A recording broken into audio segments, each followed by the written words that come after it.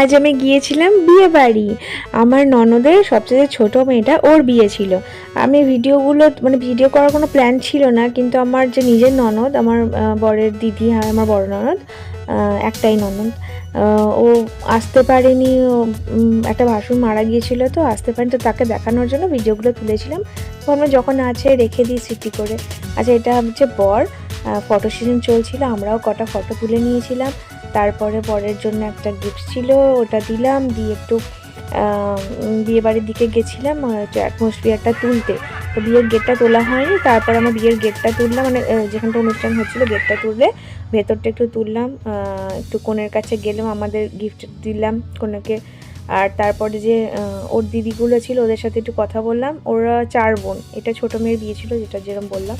তো বিয়েবার অ্যাটমসফিয়ারে তো সবাই খুব সেজে গুজে ঘুরছি, সবাইকে সুন্দর লাগছিলো, প্লাস কাউকে চিনতে পারছিলাম না, এত সুন্দর লাগছিলো।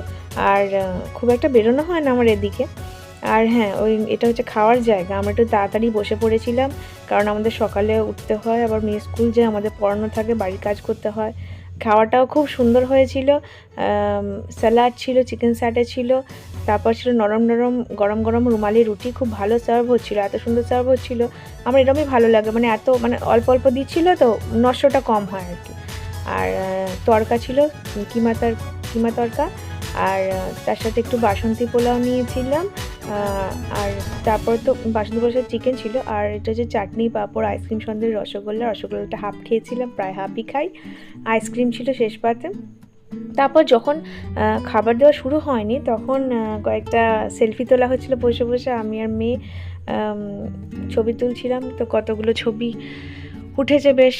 আর হ্যাঁ, সবাই তো বেশ সুন্দর করে সেজে গুজে ঘুরছিল, আর আমি যেরকম মানে কি বলবো, চরম বোরিং একটা লোক, নিজেকে কি আর বলবো, মানে সোয়েটার টুপি পরে গেছি, তারপর সবাই ওখানে বলতে আবার একটু টুপিটা খুলে বসেছিলাম আর কি। খুব ভালো কেটেছে সন্ধ্যেটা আজকে।